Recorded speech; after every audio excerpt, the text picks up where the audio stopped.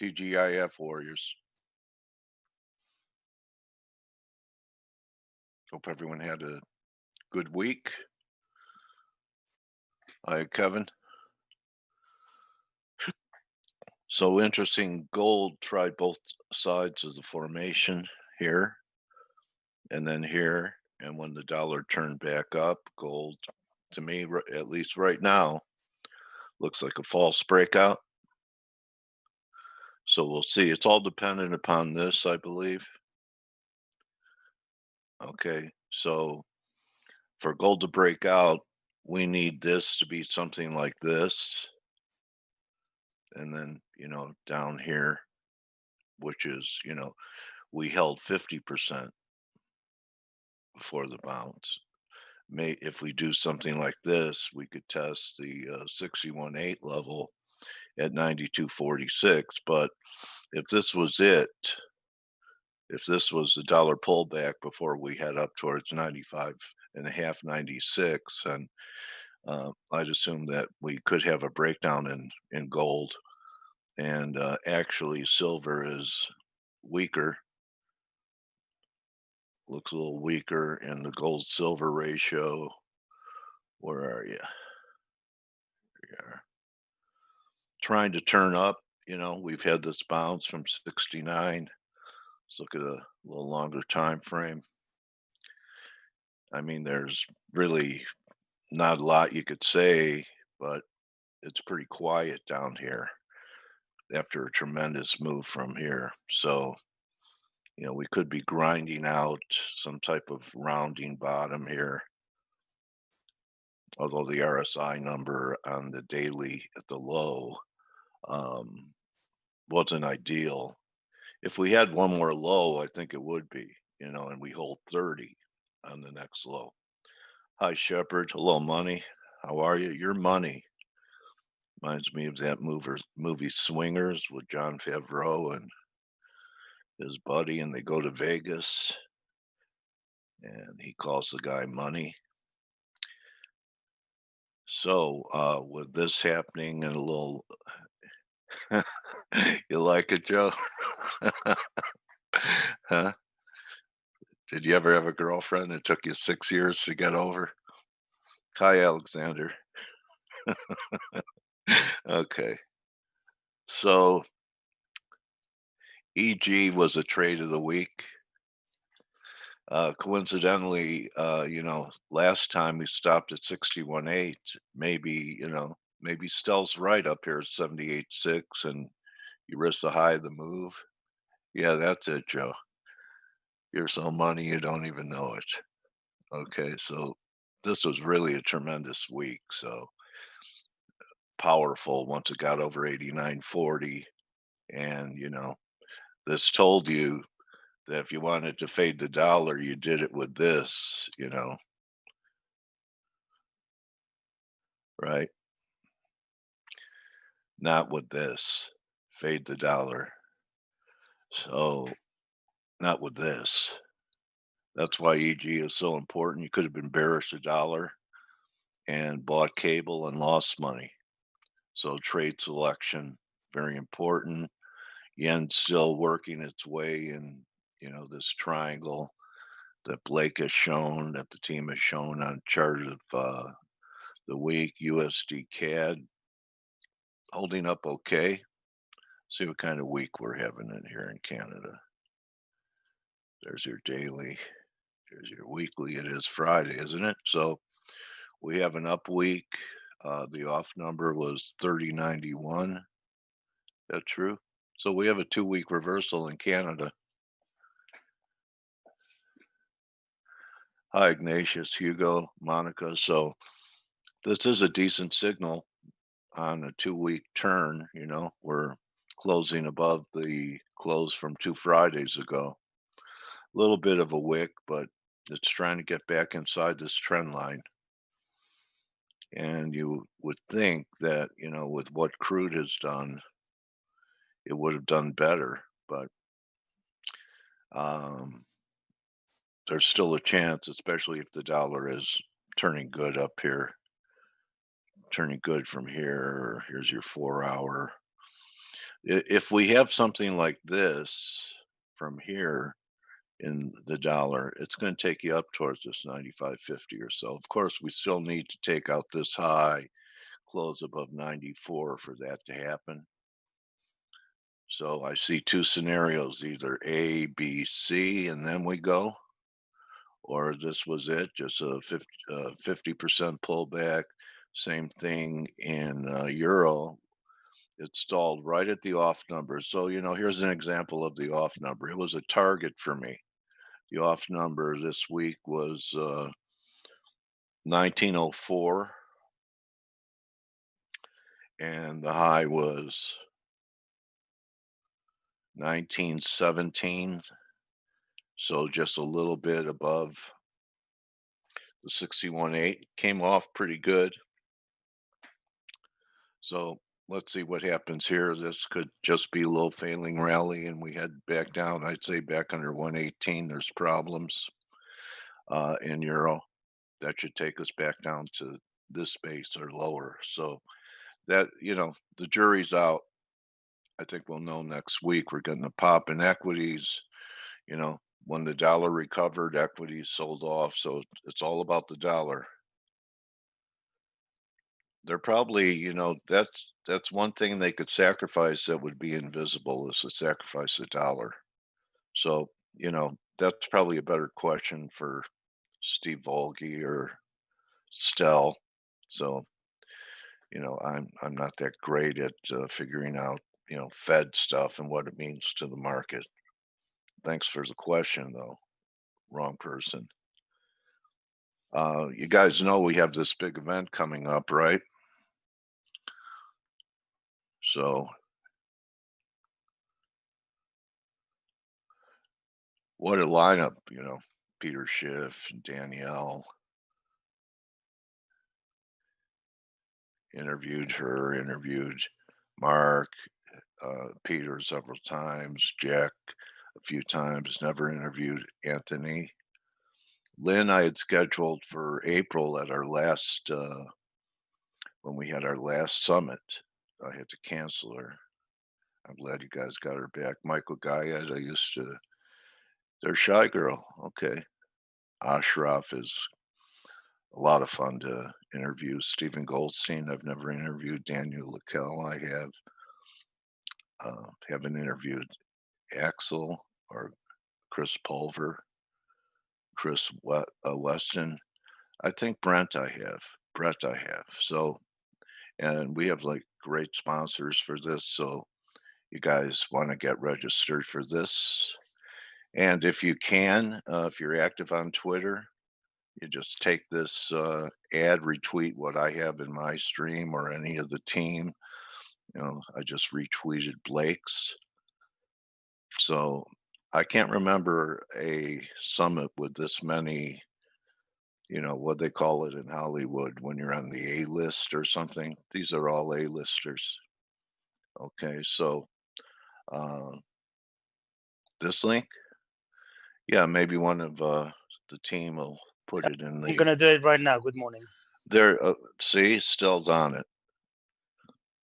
Okay, and go check your bank account balance because we're also getting ready to have our fall promo where you're going to get a nice discount on becoming part of our community. I hope everyone had a good week. I know that the team and I, like every week, lay it out on the floor for you guys every week, hoping to add value and help you navigate this stuff. So I hope that we helped you and added value to what you're trying to accomplish as a trader, because our mission statement is to build up and edify you and other traders every day. Okay, thank you. Thank you, Didier. Blake, TGIF, my friend, how are you?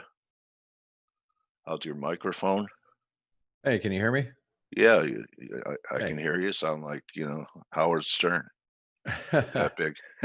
I, well, That big mic. I'm happy it's Friday. It's been a Challenging week. long, short week. Oh, yeah. And I was trying to figure out why it has been such a long, short week, and I think it's really the easiest way to kind of explain it here is if you look at the S&P and you go to Monday, okay, Yeah. here's basically Monday we sell off, Yeah. Tuesday we bounce, or wait. Let me make sure I have Yeah. that correct. Monday we sell off. Today, Or was it we Tuesday? Tuesday we Tuesday. sold off. I'm sorry, Tuesday the 8th. Yeah. So right here, Tuesday the 8th, we sell off, right? Yeah. Then Wednesday we rally. Yeah. Thursday we sell off. Yeah. Today we're rallying. I mean, it's like, dude, Try to get 2 days in a row in the same direction. it's gnarly if you're out there just trying to be directional in the market. It's like good damn luck, and that makes it for a very, I mean, we're getting volatility intraday, but I said this actually on Tuesday to like people in our chat room, and I have to say that when it's like risk on, it is risk on, like straight up risk on, or if it's risk off, it's straight up risk off, and it's like there's no like letting off the gas pedal. It seems it's like we're going straight up or we're going straight down. Now obviously once you know the North American session finishes, we start to see some volatility, but man, it's that makes for intraday tough trading conditions here in North America when it's just straight up or straight down. Things obviously we're into Friday, so I'm assuming things are going to cool down just a bit, and we're going to go through all the charts. But that's why to me it feels like such a long week, and it's a short week. So anyway, a couple things I wanted to mention. Today is September 11th. Yeah. And obviously in remembrance of September 11th, 2001, I'd like everybody here just to think about where you were at that historic and very, unfortunate moment, and just think about that, and just so you don't forget it. It was such an important, if you're in the markets, not even in the markets, I should say, if it's just one of the most important events that has happened in my lifetime and probably in modern history is the events that took place on September 11th. So it doesn't matter where you were at in the world, it was big news. I mean, there's obviously been there's been a lot of things that have happened around the world that could be viewed as a horrible event, no matter what, you're probably thinking other events too, but just that one for those of us that are in the markets was extremely historic. So just please take a moment to remember where you're at and remember the lives that were lost there. Okay, another thing, on a much lighter note, we have the Forex Analytics offer in play. So it is our new seasonal offer, and it's kind of been a little overshadowed by the event that we have, the Trader Summit event that's coming up. Sorry, it's Friday, so and it's still early in the morning here. So for those of you that have been waiting for a Forex Analytics offer, we have an offer. We haven't put out an offer in, I want to say, 6 months. It's been a while. It is live, by the way. It is live. Yeah. What is? The offer is live. Yeah. The offer is live. Yes. I knew it was live. It's right here on my screen. Yeah, I knew it was live. I'm just saying that I don't think we've had an offer for 6 months or so. So you guys take advantage of it. Now I'm going to also tell you next week we'll be running. I think we'll probably do it for the next couple weeks, right, Steve, as we head into the event? Yes. Okay, so we're going to run a little bit of a promo for you guys. Now, and I'm going to tell you what it is, and just be ready for it next week. And it doesn't matter if you take advantage of the offer now because it's live for those of you that have been wanting to be part of the Forex Analytics family. But we're also going to have 3 lucky winners over the next couple weeks. We're gonna put out some tweets with the Forex Analytics account. All you're gonna have to do is retweet the Forex Analytics, and then also tweet at Forex Analytics. Say I want to be in the giveaway, and we're gonna give away a T-shirt, mug, mouse pad, and we're going to give 3 of these packages away, and then also 3 months of access of Forex Analytics for free. So we're going to be giving away 3 of those packages over the course of the next couple weeks. So and it's going to be random. It's going to be a random draw, but all you're going to have to do to automatically enter is retweet. So we're going to have to know, obviously, you're going to have to tell us what we're going to have to find out who the Twitter handle is. You have to retweet our tweets for Forex Analytics, and then also message Forex Analytics, I want to be part of this giveaway. And that's it. So we got some pretty exciting stuff. And look, if you take advantage of the offer today, we're going to just add 3 months of free service to your service. So, no matter what package you decide to take. So anyway, just want to let you guys know that is happening. Okay, now that I've got all that out of the way, I guess one last thing I should mention is I'm going to my first restaurant since February, going out to eat. This is big news. What do you guys think about that? I know Stelios.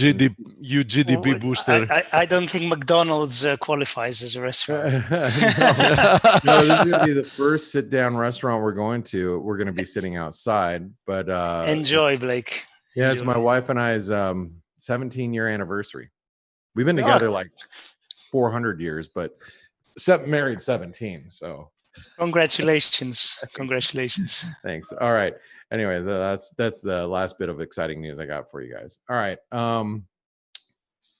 It is our anniversary. May you live another 50. Thank you. Let's see. All right. Let's go to. Yeah, I was sorry. I was just reading some of your comments from where you were at during 9/11. And that's, Joe, who's on our team. He's obviously in New Jersey.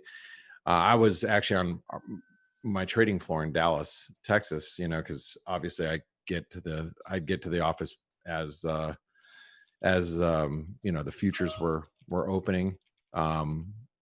And I just remember standing there with my coffee looking at the TV. We have multiple TVs up on hanging from our ceiling, and we're just sitting there looking at the first building going, wow, is that really an accident? It's like, just kind of in awe type of like, I just do, wow, crazy. Anyway, still remember it. I'm sure most of you guys do too. Like it was yesterday. Okay, let's get to it. All right, let's talk about the euro. So the euro failure yesterday at 119, significant in my opinion, because this is, this is going to be key now.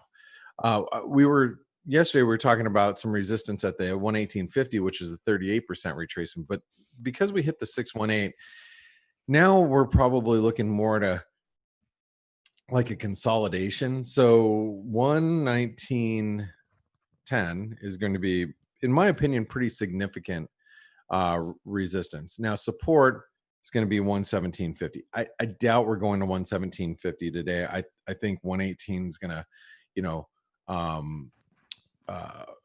manage to stall any downside moves. So, we could hit a new low here, 118.10. We could break below that.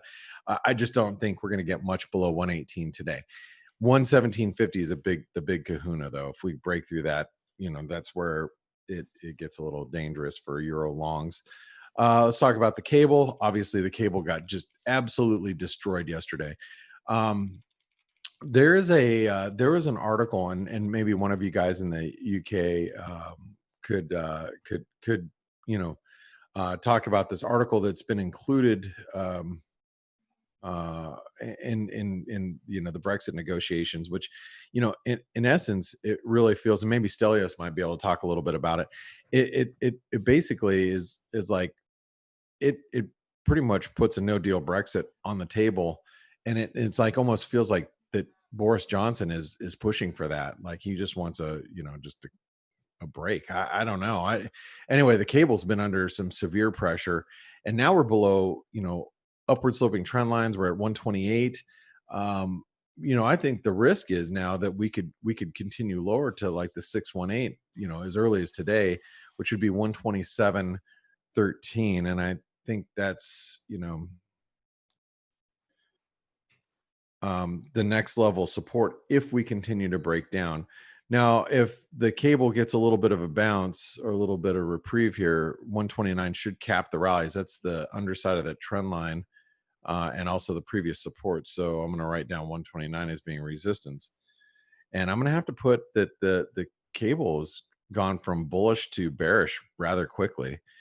And unless something changes with the negotiations of Brexit,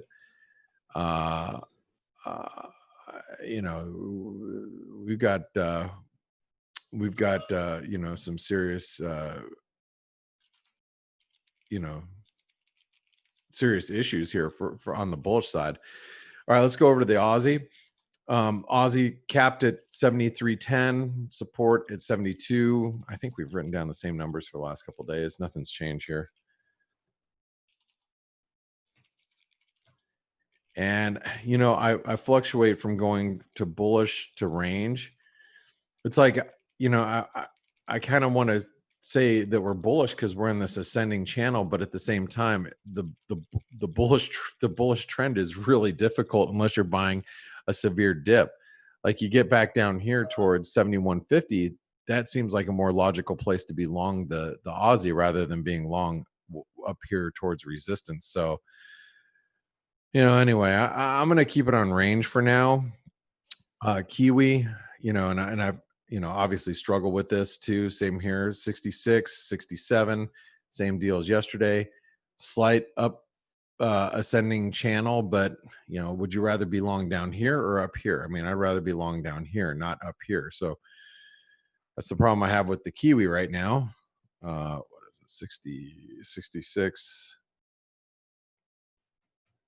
I don't think it's great support. I don't think it's great resistance. Same with the Aussie. So, but we're just kind of range bound right now. Dollar Canadian. Let's talk a little bit about this because Dale has, and you notice the dips have been bought that support this breakout of this multi-year or multi-month trend line. That's a big deal where the dollar Canadian is supported. Now, resistance day is going to be 132. So I'll just write that down. And support is going to be 131.50 or 131.30. It's yesterday's lows. I'm going to keep it in range, but really it's borderline going to go to bullish, especially if we start breaking above these highs. Now, the problem with the dollar Canadian is I don't think we're going to break to these highs unless or until we have probably the FOMC next week. If it's going to do it, if the dollar's going to recover, that's going to be probably it. Or if we have a severe risk off type of event, where we see equities drop below 3,200, and then the dollar Canadian is going to be trading up at 133 just on that alone. But it is something to think about as we're trying to develop a bottom here. This is if and I think I drew this for you guys yesterday, but I'll draw it again today. I think what's happening here is you're seeing something that's looking like this, and we're seeing this bottom being forged out. Does that mean it's going higher today? Probably not. Does it, I mean, does that mean we're breaking out above this, 172.50 today? No, probably not. But it is building a pretty good base. Okay. So just keep that in mind. Dollar Mexican peso, big rejection yesterday. I guess it was Wednesday night. Big rejection at 21.95, slammed us down to the 618. We hit the 618 and this is a 618 of this move right here. February low, spike high, 618. Now, if we get back above 2150, it turns bullish because that's going to be a false breakdown. So just remember that going into today. And all right, 21, 27. It's bearish for now. But if you're short and we get above 2150, it should squeeze. I'm working my way down. Dollar Swiss 90.50, 92. I don't know how many times we've written down those numbers. Oh shoot, I did that wrong. Sorry, my bad.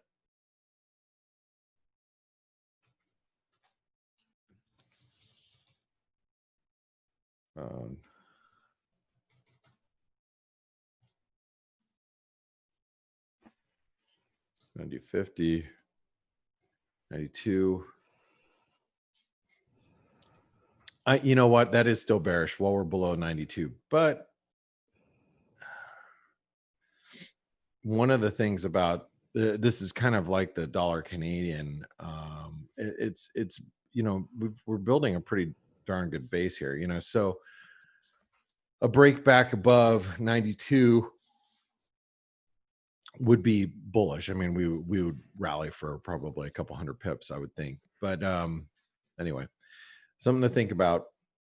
It's still bearish while we're below 92. 92 is significant. Okay.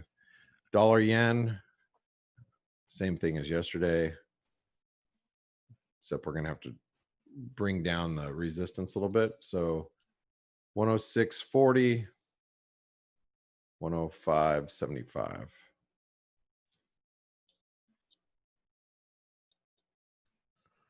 $106.40, 105.75.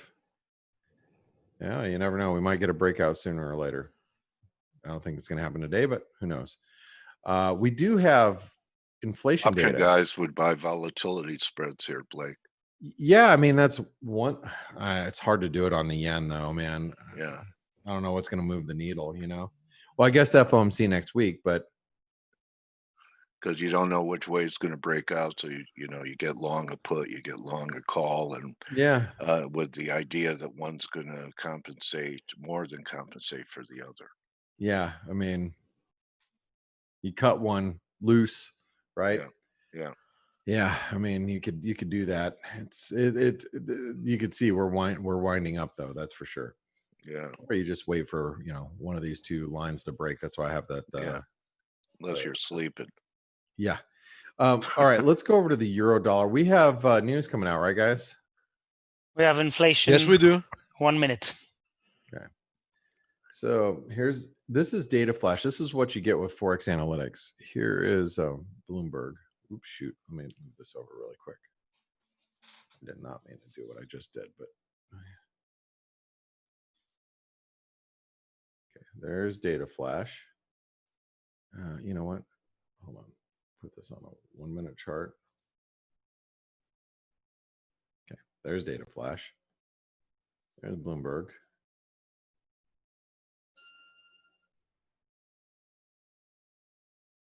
Here's your data so you can see.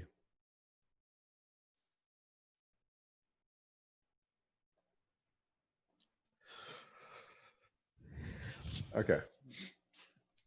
You can watch the data here and here and just see how quickly it pulls up on Bloomberg versus data flash. And look at how much easier it is to interpret on data flash with the red and green, with just even seeing like, okay, this is forecast. This is actual numbers. Like, see how fast it was?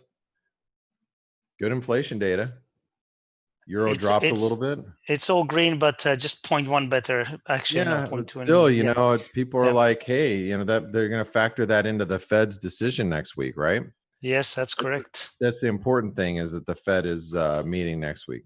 You know, not saying that this is, you know, this is going to be the end all be all, but people that are short dollars are probably thinking, hey, you know what, we got to, you know, pay attention to that. Let's see what futures do, because I think it's one of those things that if futures like start to, they're not doing anything, but if futures start to roll over a little bit, you know, people start freaking out a little bit about, you know, possible inflation coming. That would be bearish for equities, right? Means the Fed would take their foot off the gas a little bit. Speaking of equities, let's No finish. chance. Huh? No chance. I don't think we're going to see any inflation either. But No, I'm not saying we're not going to see inflation. I think there is no chance they're going to do something about it. That's why they're trying to prepare everybody that they're targeting for higher inflation. Yeah, this is what they want. No, this is what they claim to want. So Right. when it comes, they're not forced to do something about it. Yeah. The last thing the Fed wants is inflation, because then they'll have to prick the bubble because the only way you can tame inflation is by raising rates. And we know that this economy can't handle higher rates, as simple as that.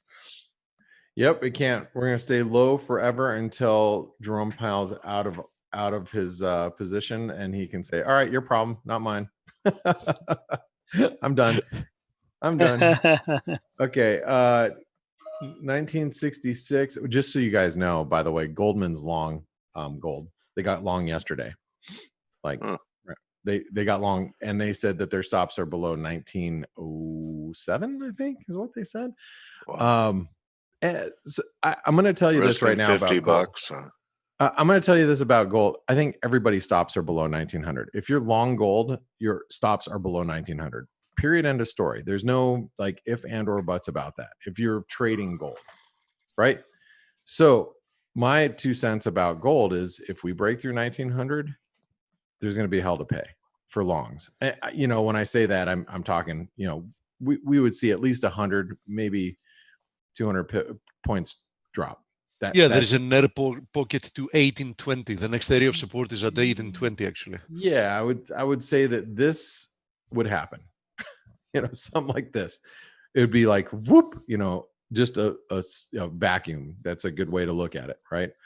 Notice where we capped yesterday too. Yeah. Trend line, undersided trend line. So yeah, you guys want to lean on Goldman a little bit, get short some gold.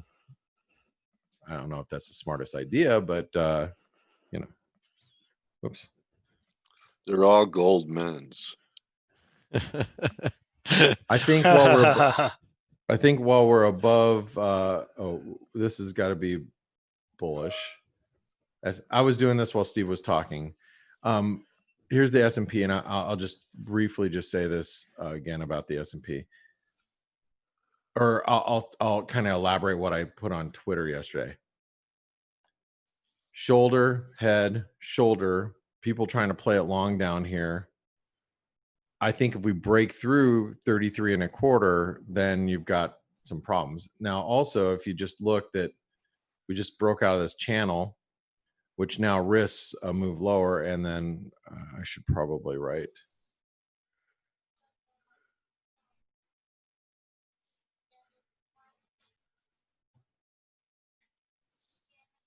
$3,300 is going to be significant, okay? But 3330 is going to be support down here. So the spike low from yesterday, okay?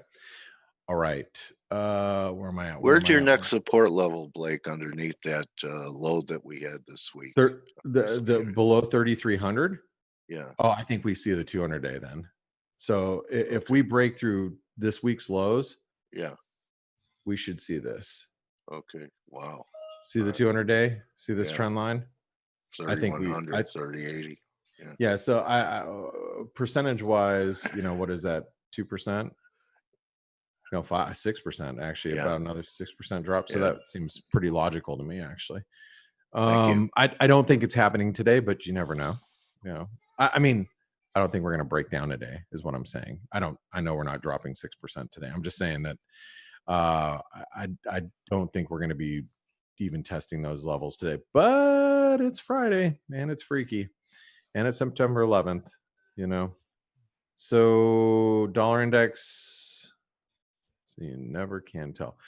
Notice the dollar index hammer yesterday. That puts us at risk of a move back to 94. That means support now is 92.70. So support would be yesterday's lows, 92.70, resistance 94, and that is significant. And we have to stay bearish while we're below 94. But if we break through 94, we flip to range automatically, because then, in my opinion, we do this. If we break above 94, then we're going to be trading in this range next, which will be from 94 to 95.50, right? Maybe even might even be able to take that up towards 96. But that's what would happen if we broke out. And do I think it's bullish? No. But do I think we get into a new range? Yes. Last but not least, US dollar, Norwegian krona, pretty easy. 920. Support would be yesterday's lows, would be 892. Oops. 892. 920. We have to stay bearish while we're below that, but if we get to it, whoops. If we get above 920, okay. This reverses course of everything. I don't think that's happening this week.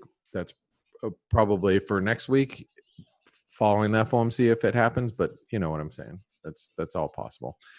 All right, guys. I want to wish you a happy Friday, although it is September 11th. So there's always going to be that for me, you know, and I know for a lot of you as well. There's going to be that overarching theme on days like today, on September 11th, when they come by once a year. It is for me, it's more of I actually end up, you know, having, and ever since September 11th, it's a very somber day for me typically. You know, so if you're in the same boat as myself, I hope you try to make the best of your day and have a great weekend. And don't forget, 2 things. The Trader Summit, if you haven't registered, please register this weekend so you reserve your seat. I don't care if you're like, well, I'm not going to be able to sit in live. Things will change, and if they do, and then you can't get in live, that's going to suck. So make sure you register so you get to see all these speakers. And Blake. Sure, nope. There is one thing I'm not finished. Nope. And make on sure, the event. Nope. And then make sure that you guys sign up for the new Forex Analytics offer that is out. Okay, Steve, what were you going to say? We have something we can now announce on the event because we got the news a few hours ago. Abigail Doolittle from Bloomberg got the okay, so she's going to be moderating the debate. So Abigail Doolittle, if you don't know who she is, she's the Chartress on Twitter. She joined Bloomberg, I'm going to say like about 3 or 4 years ago, and she interviews Joe. She's always on Joe's segment. But she's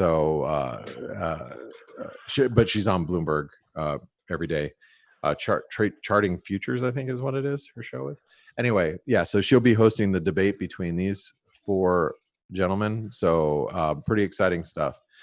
And then also I get to interview Danielle DiMartino Booth. Yeah, so it'll be great. All right, guys. I'm going to pass it over to you. You guys have a great weekend. Thanks, everybody. Thank you, mate. You too, Blake. Enjoy the Thank weekend. you, Blake. Thank you. You guys. Hello, everybody. Hey, Stel. It's still September 11th. Actually, my experience was a bit mixed because it was the last day of my internship at Barclays, and it was the day I got the offer to be a full-time trader, and I was very happy. And then we got back to the desk, and everybody was glued to the screens. We're like, "What happened?" Because we were out with my boss. So it it was a very strange day for me anyway. Yeah, so I think everybody remembers where they were when that happened. Very true. And Dale, you were like, 70 years old at the time. What were you doing? I'm kidding. Actually, I remember watching it. It was before I left for the office, and it happened. So Yeah. I just went to the office and closed it for the day. I was pretty upset. Yeah, it was because you didn't know at first when you were watching it that both of the buildings were going to come down. You just saw a plane stuck in a window, on the side of the building. You had no idea. Yeah, it was until horrible. you saw the other plane hit the other building. Then you knew that it was an attack. Yeah. At first, they didn't know. You're watching CNBC. It just looked like maybe it was an accident. So anyway, that's my memory of it. Yeah, it was horrible. That's for sure. And everyone said it was calling me to buy gold that day. Yeah, it worked. Certainly of course. Okay, so to be honest, whichever day within the past decades somebody advised you to buy gold, you would be in the money at the moment. Yeah. Depends on when you bought more or less, but you would in any case be in the money. And short airlines. Yeah. Same with stock indices, actually. They're always going to be going up, right? But anyway, that's a different story. So today has been pretty much about the UK once again. First of all, let's get the data out of the way. We had data. GDP came in basically as expected. Industrial production better than expected. Manufacturing production a lot better than expected. But really, these are not that important at the moment because there was a withdrawal agreement signed between the UK and the EU in January. Some detail in it, and the Brits basically are passing a bill to rewrite some parts of that, which is you could say it's not legal, or that's what the Europeans are saying. And basically, one of the key points of the withdrawal agreement is the border between the Northern Ireland and Ireland and the UK, and because Ireland is going to stay in the EU, and the Brits are now trying to change things, or basically give them the ability to change things going forward, which is not something that the Europeans like. So this is another move. That was always the hot point of the negotiation. Yeah, that was the one, and fishing as well. But it looks like Boris Johnson is just, playing all his cards and trying to be, he's playing hardball. So is it going to work? Is it not? I don't know. We saw with Theresa May all those years, she was not playing hardball and nothing happened. Nothing came out of it. So he's trying a different approach. Let's see how that goes. But it's not looking good for the pound. There was some good news because the UK signed an agreement with Japan, and they called it, historic trade deal agreement, blah, blah, and all that. Although the actual effect on UK GDP is probably going to be below 0.1%. That's the estimation anyway. But it's still something, and it's something that the UK government are going to really push forward and talk about. But bottom line, from what you're saying, a multiple of the US-China trade deal and its effect on US GDP. yeah. But bottom line is the pound is struggling and has been struggling for days now. I've started already very slowly to short euro pound. I shorted a quarter of position only at 92.15, and I'm going to be shorting up to 94 if we get there. And this is unleveraged and also with a medium-term horizon. And I think the way I look at it, what's priced into this now, pretty much a very good chance of the UK basically leaving without a deal. And I think that is still not the number one scenario. I think it's 50-50, and the market is definitely not pricing 50-50. So that's for the UK. We had minor European data. I'm not really going to get into that at all. And no progress in US and China, nothing else. Trump is putting pressure on the sale of TikTok. The usual, nothing new to report. So basically, we're waiting for the weekend, waiting for the FOMC next week. And God help us. And schools are opening here on Monday. So we are very worried. Let's put it that way. So that's pretty much it from me. President Trump nominated for the Nobel Peace Prize. For what? I have a bad joke. You guys will yell at me. It really did happen, but I'm not going to say. No, that. no. Okay, don't say it. Don't say it. It's very good. I'll tell you guys afterwards. Yes. Okay. Yes. All right. Anyway, that's the truth. He was nominated for the Nobel Peace. I think based on the peace agreement with that Middle East country and Israel. Okay. Yeah. Cool. Interesting. Okay. Oh yeah. All right. Obama won it. Yeah. Obama did win it. Yes. Yeah. I still haven't figured out why, or why, for that matter, half the candidates that win it. I still haven't figured that out. But probably it's because I have a very low because he understanding. didn't enforce his own red line, so they gave it to him. Whatever, the red line in Syria about using chemical politics weapons. is becoming worse and worse. By every year that passes. Anyhow, this is not a political show. We only discuss developments that affect directly the economy, and a Nobel Prize is definitely, not one that can affect the economy one way or another. Either he wins it or he doesn't. Speaking of jokes, by the way, Dale, if you wanted a joke, I did read one yesterday or the day before. Trump said that he's going to focus his efforts on the second term to reduce debt. So that was that was the best one out there. That's a good one. Well, he's the king of debt, he says. So no. Let me be very fair.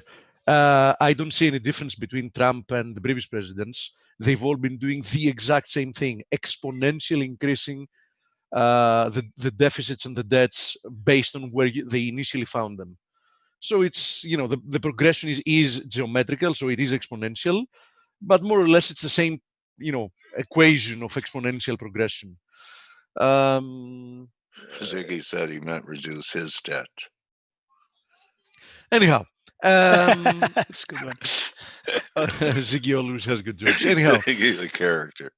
Anyway. Going to our favorite markets. Yeah, but you know what? Wouldn't it be a good idea with rates being where they are, for the U.S. to roll all their short-term debt into longer dated paper? Who's going to buy it? Who's going to buy it? Who is going to buy it? That's my question. The Fed. Okay. So if the thesis is that the U.S. can totally shift the maturities, change the duration of the debt to a much longer term one, with the Fed being the only buyer, if the plan is that the Fed is going to be the only buyer, which it's going to end up being, there's no question about it, then why do you care if the maturities are short term or long term? So, it becomes a question, if you openly admit that the Fed is going to be the only player in the game of buying treasuries, maturities don't matter. The whole debt can mature the next day, and it's going to be one and the same.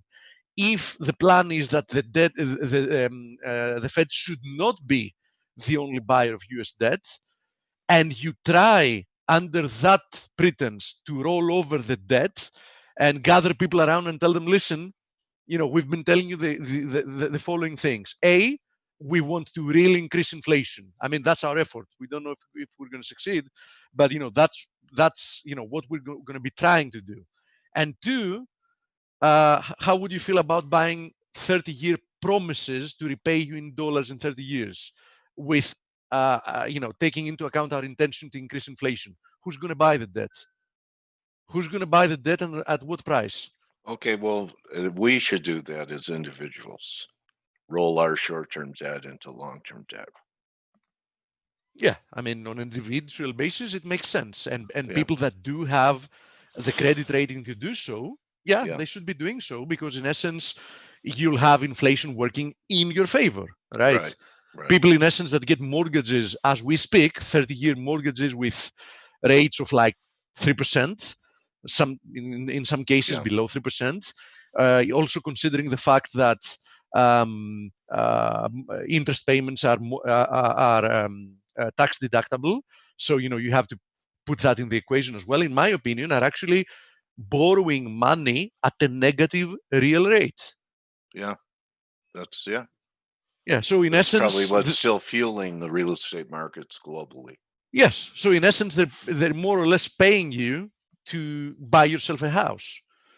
So the only thing you actually need is a credit rating to do so. Once you have that, paying rent makes more or less little sense. Although to be fair, then you have to put other things in the equation, which is costs of maintaining a property, property taxes, in which in some states, from what I've seen, are absurdly high.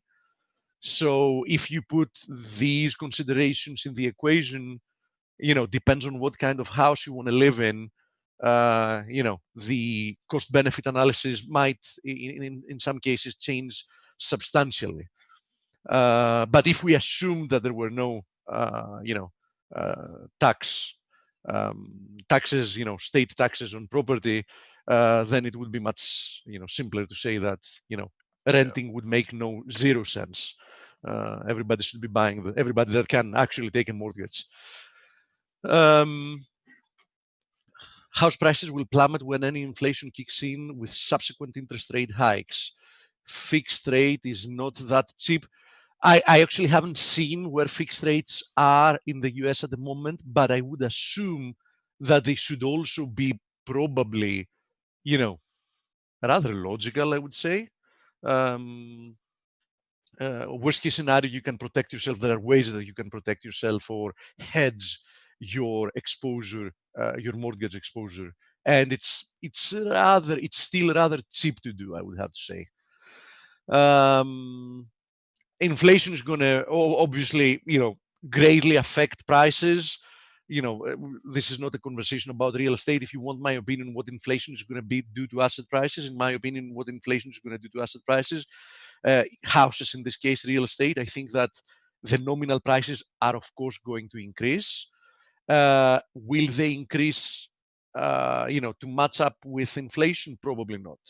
So yeah, probably inflation is going to end up hurting real estate when it has to do with real prices. Probably not really substantially, though. Anyhow, so yesterday, quite an interesting day in the markets.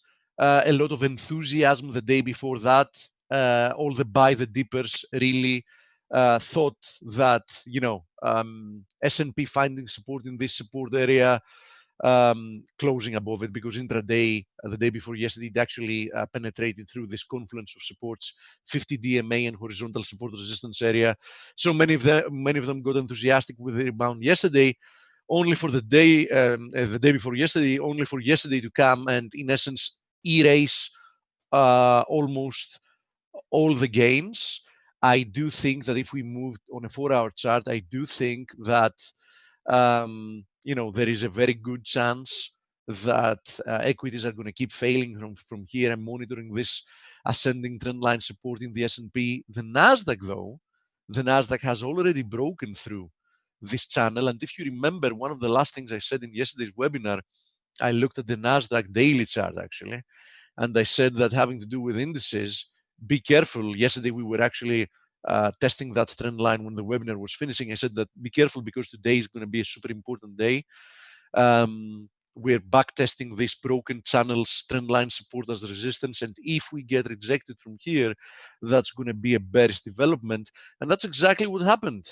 So if you look at the 4-hour chart, we back tested this trend line. We very briefly bridged through it, but we didn't even manage to close on the 4-hour candle above it, and we got rejected. So I have to say that the market is still looking heavy to me, and I do think there is a very, very good likelihood that we're going to see at least one more leg to the downside. In which case, I would be looking for 10,250, 10,300 to be an area of interest having to do with the Nasdaq. And I also explained yesterday why I consider probably the Nasdaq to be the best index to monitor at the moment. Yes, the S&P is the global barometer for risk, and yes, market participants usually pay more attention to the S&P.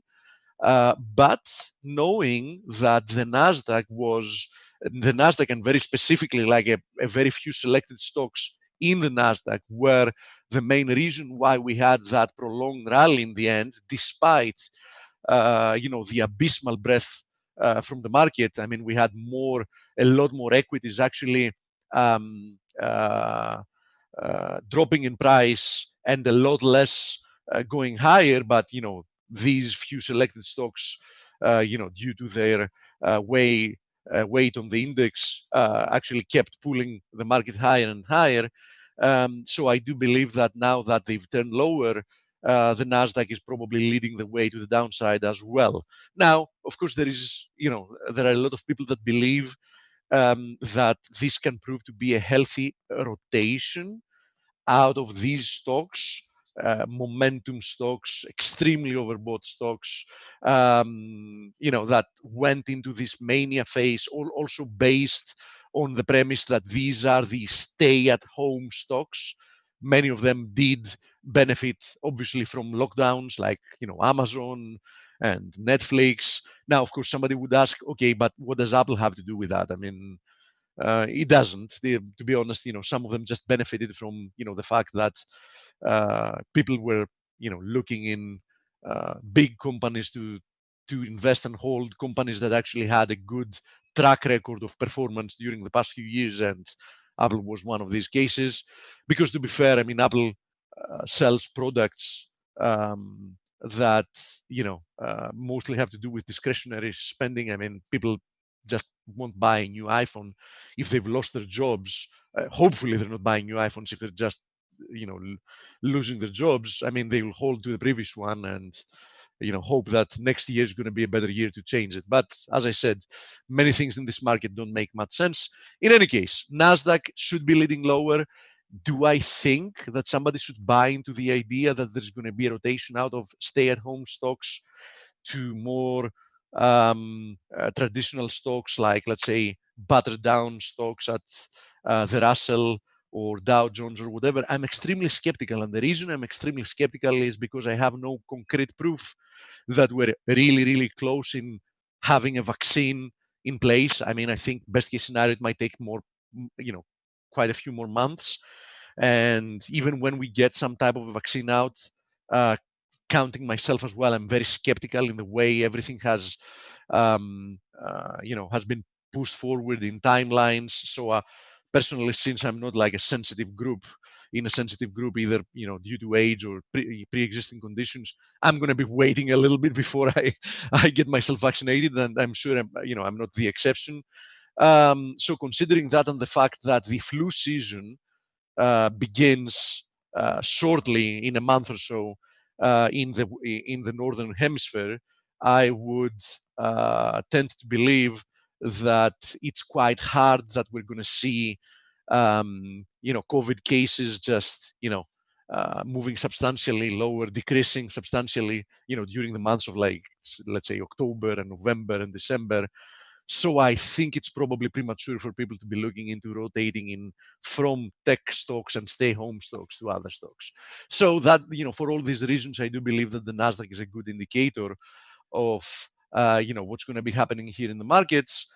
And we already talked about the downside target. Now, having to do with other instruments. By the way, Blake covers, excellently, of course, every day, the majors. Just I wasn't here at the beginning, just making sure.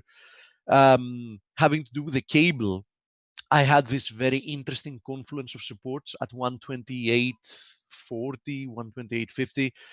Both this long-term descending, you can see it here in purple, long-term descending channels, trend line resistance, which we had broken through in July, and we could have just been back testing it. And at the same time, that was confluencing with this ascending channel trendline support. And yesterday we closed slightly below them. I mean, not enough to consider this a breakout. So far today, we just have a doji. So I'm paying very, very close attention to this key area of supports, because I do think a move below 128, technically speaking, opens up a lot more downside for the cable. So, my only comment I wanted to make, having to do with FX, unless there are any questions I need to cover, is, cable at a key confluence of supports. Momentum during the past few days looks very bearish, admittedly. Within a few days, we've managed to retrace weeks and weeks of appreciation, and that, tells you something. By the way, I just remembered, will Grega be with us again today? Andre was supposed to be, but we have an interview. Oh, that's it. Peter Goldstein. Oh, okay. Time flies. I mean, that's why we grow old so fast. And if you don't believe time flies, grab yourself a clock and throw it. All right. That's a good one, Dale. All right. That's an old one, I think, from a An Bazooka old one, Joe. but a good one. All right. So we have Peter Goldstein, and Peter wanted him scheduled later. Let me just recap. Go ahead. Let me just recap. Do register for the event. It's going to be amazing. Do take advantage of the Forex Analytics offer. It's really worth it. As Blake said, last time we had made an offer was probably more than 6 months ago. So it's not something you can count on on a monthly basis.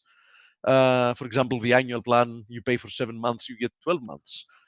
And all the perks and bonuses for being a Forex Analytics member. So thank you, Dale. It was a nice week. And as always, we're going to be back on Monday. Enjoy the interview with Peter. Peter is always excellent. Thank you, and have a great weekend, Steve. You too, and everybody else. Okay, Peter, I'm going to try not to knock you out of the room like I did with our guest yesterday. I didn't. Okay. 1 point for you, Dale. All right, yeah. All right. Hi, Peter. Welcome back.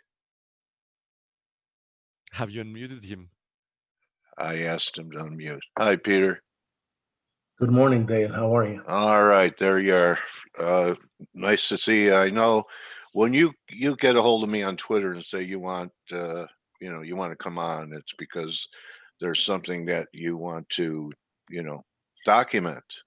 Well, you had me scheduled for October, but I thought that with the bottom of this correction days away, I thought it'd be timelier if I were to come and share what I got with you guys. Okay. Usually I come. In my previous sessions, I've always brought with me a dozen charts or two. Today I just have like 6 of them. I'm going to discuss the NASDAQ, the S&P, and Apple, since everybody's okay. fixated. So we're not quite there yet. You go ahead. No, we're not quite there yet. Let me tell you, I'm going to start this time with the NASDAQ.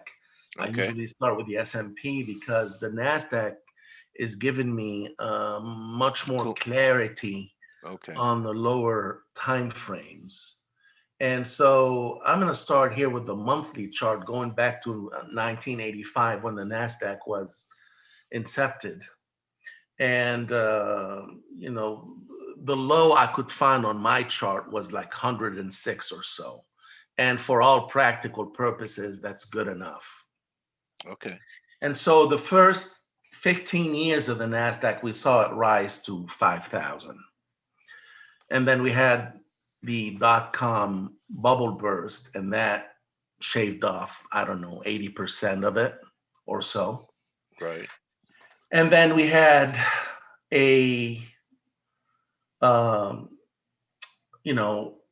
based on my analysis here, I have super cycle waves 1 and 2 being the first rise to 5,000, the manic rise, and then the cataclysmic decline into 2002. And then we started rallying for the next, I don't know, 5 years or so. But the financial crisis, even though the S&P came back down and tested the 2000 lows, even the S&P took it out by a small margin, the NASDAQ did not. In fact, it just retraced 78.6% of yellow wave 1. So the yellow is my cycle degree of trend. And then from the bottom of the financial crisis in late 2008, cycle wave 3 got underway, and everybody was tiptoeing around that initial rally. But in retrospect, look at it, it was the third of the third. Yellow wave 3 of orange wave 3. And then, of course, we had the decline earlier this year, the fastest bear market ever. Yep. That was cycle wave 4. And now we're having the euphoric move at the cycle degree of trend, which hit the underside of my ultimate upside objective for yellow wave 5 and hence orange wave 3. And that, of course, along other things, precipitated the decline that that started last week. I'm not saying that it is over. Actually, it's not. There's another push higher. So super cycle and cycle. And then I have 4 more degrees of trend. I'm going to go into the details of yellow wave 5 here. Right here, 4 degrees of trend: primary, intermediate, minor, and minute. In fact, if you look back for a minute, control. Sorry about that. It's okay. You notice that the super cycle wave, multi-decade, 40 to 70 years, was so far, it's been ongoing for 35 years. And it still has more to go, right? Because orange wave 5, orange wave 4, and orange wave 5 aren't in place yet. And then you got the cycle degree of trend, 1 year to several years, or even several decades under an Elliott extension. Well, so far, it's almost 2 decades. It's extending. So far, so good as far as the cycles and the estimated time window. So now let's look at primary, intermediate, minor, and minute. Primary is a few months to a couple of years. So far, the green trend, the primary trend, we're currently in wave 4, green wave 4. I'm expecting it to drop to about 10,400, meaning retest the lows of orange wave 4, possibly even go a little lower. There's plenty of room for it to do so because green wave 2 was below 50%. So I mean, you could have that's the range, 10,300, 10,500. Okay. So from a time perspective, everything is progressing nicely. The primary is so far, how many months are we into it? 6 months. And we have a few more to go. I think next year, green wave 5 would be in place. And of course, my target is somewhere in the 13,600 to 14,000.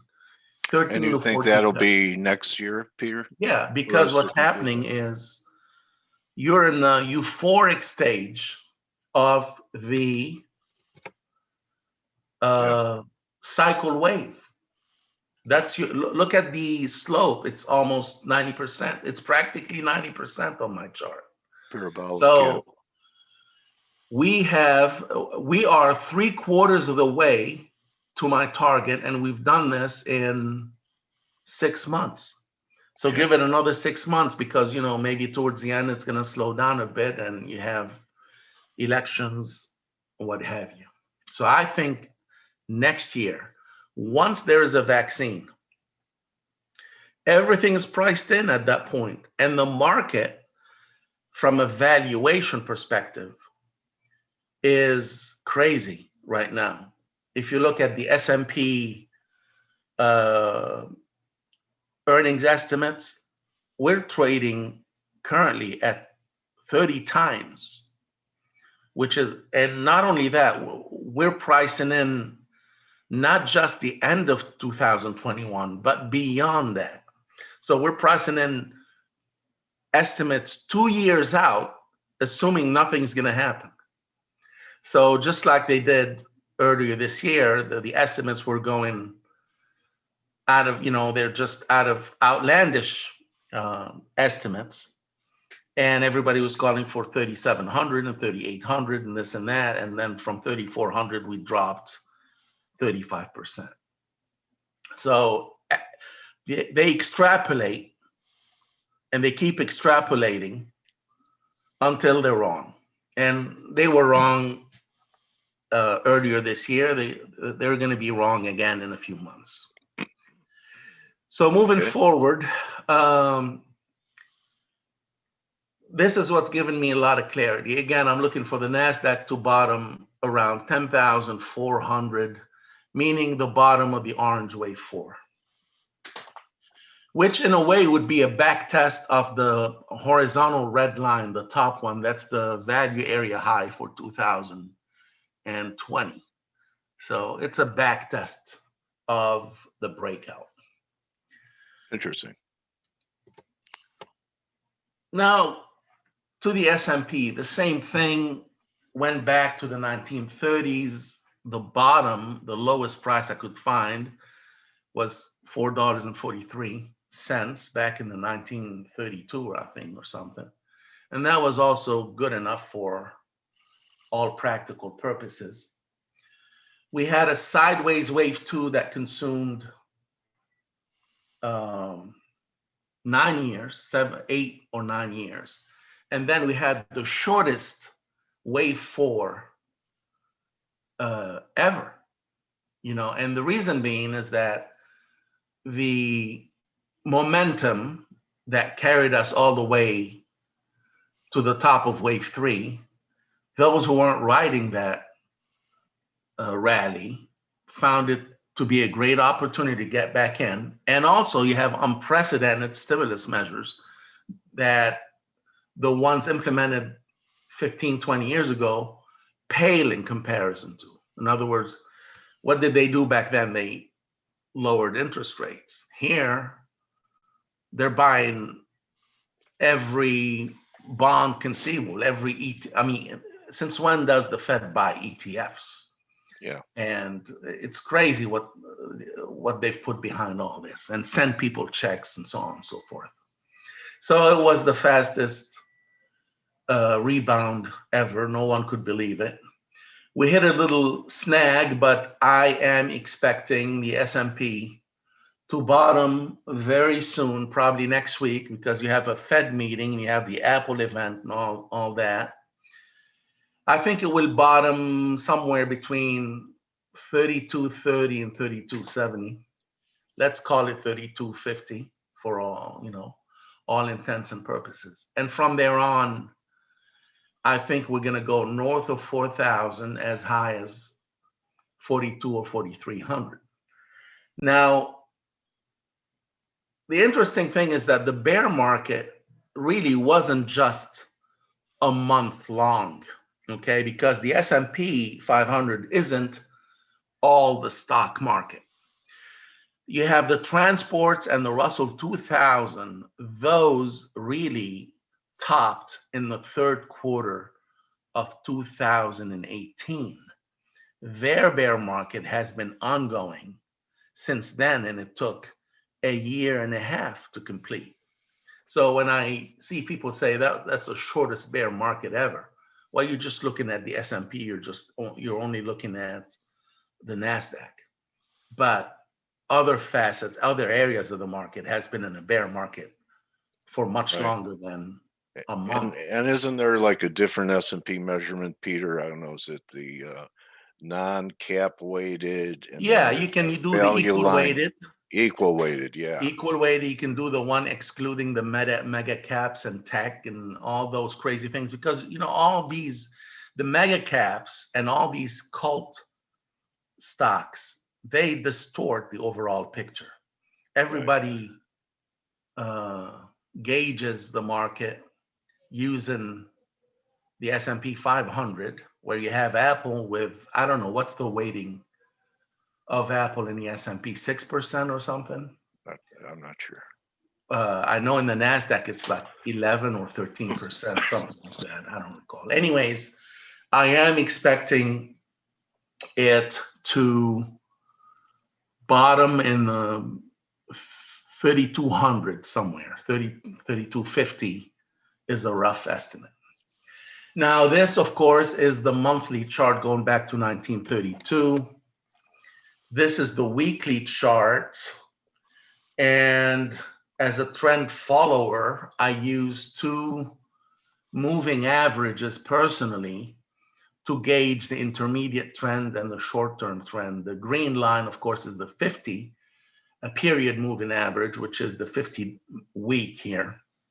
The white line is the 15 period exponential moving average, which provides a lot of support along the way. So I'm expecting a back test of that line. It's currently at 326. There's a gap there too. So again, 325 on the SPY, 323 to 327 in that area next week. Okay. And from there on, this is the weekly, by the way. This is the weekly. Notice that on the short time frame, meaning starting in March, my target for yellow wave 5 is 4,100 to 4,300, roughly. Now go back to the monthly chart, and you'll notice that my super cycle target is 4,286, which is right in the middle of this particular range. Wow, that's really confluence, huh? Yeah, you got to look for confluence, no doubt. Yeah. Here's the SPY on the daily chart. This move right here, again, you have the histogram, the volume profile. The top red line is the value area high. We broke way above it, and we reverted to it, and we're going to revert to the VPOC, volume point of control, which is, around 323 or so. So everybody's looking to buy at the 50-day moving average. I think we're going to slice through it briefly to take out all the stops or run the stops, and then we're going to bounce back. So currently we're in it from a DeMark standpoint. Today will be TD buy setup bar number 6 at the open.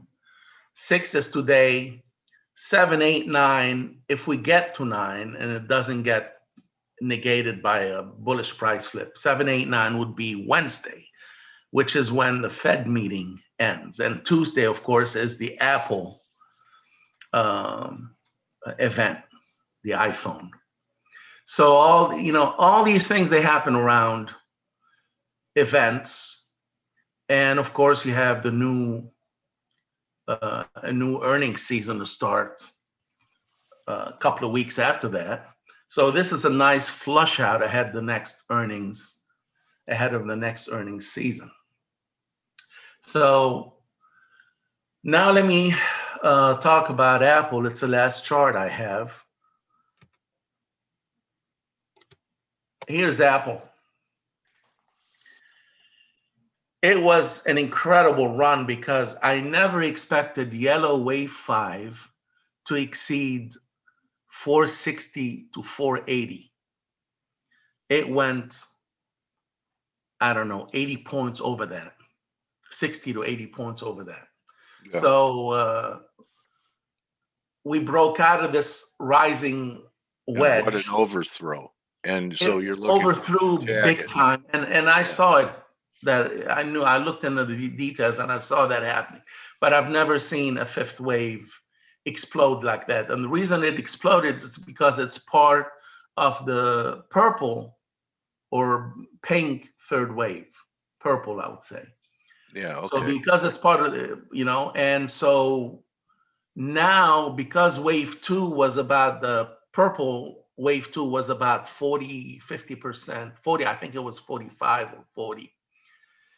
When we hit the edge of the gap at 107.89, it's exactly a 38.2% retracement of the purple third wave. Okay.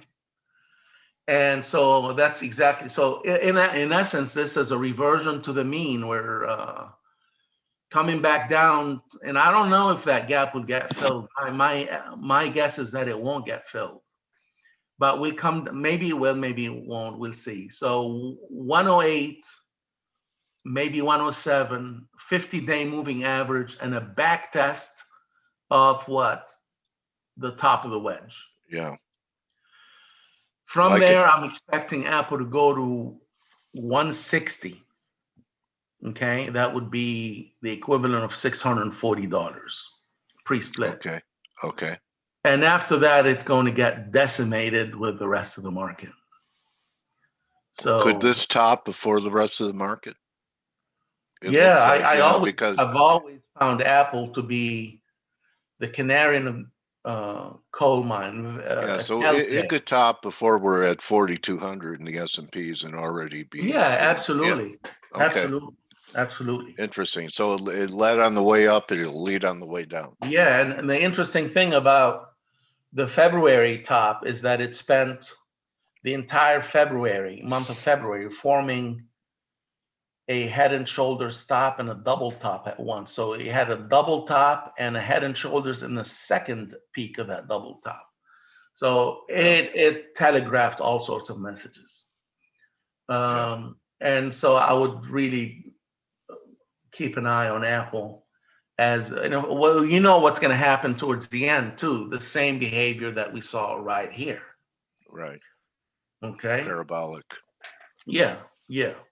And what did we see here in late August, early September? We saw the S&P rising alongside volatility. Right. Yeah. And that's another telltale to keep an eye on. But what have you seen recently? S&P near the lows, yet volatility is subsiding. I'm not going to say getting crushed. It's still elevated, but you're starting to see the divergences, and those are bullish divergences. So yeah, that'll be a pretty good tell if we trade S&P, it's 3250, 3200, and the VIX does not make a new high. Right. I think it could. It looks like there could be one more stab up there for a third drive, but well, 2 days ago when we rallied 2 days ago, it was a convincing rally, and of course it was all wiped out yesterday. Right. But what I saw is the VIX future, not just the VIX did spot. nothing. VIX futures dropped big time. Yeah. Yeah. And so that tells you that they're expecting this rally, this decline to end very soon. Just like the VIX futures were rising with the S&P, and that was telling you that the rally is ending very soon. And so that was a sucker move the last 2-3 days, or last week when the Apple and Tesla split. That was a sucker rally, basically. And that's about it. HYG, high yield bonds.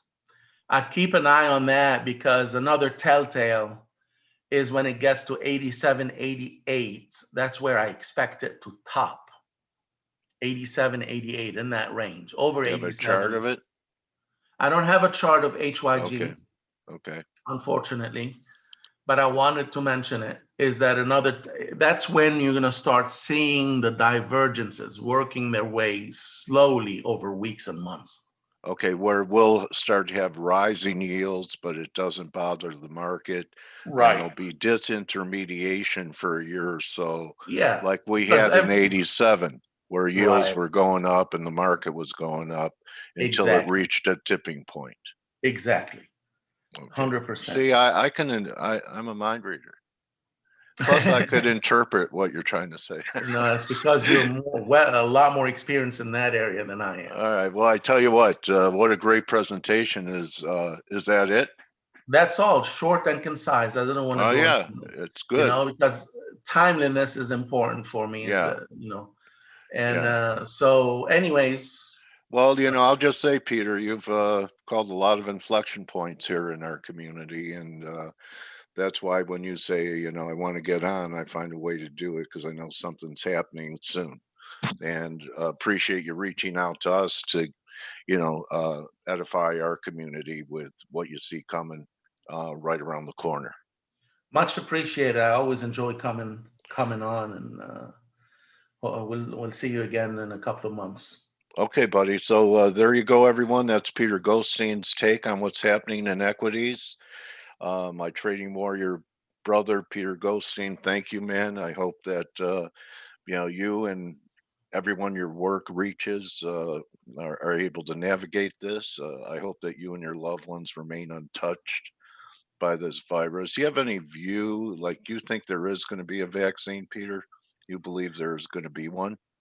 No doubt about that. In fact, there are a couple of dozen vaccines. They're just slowing the, they said there won't be a vaccine until a year and a half.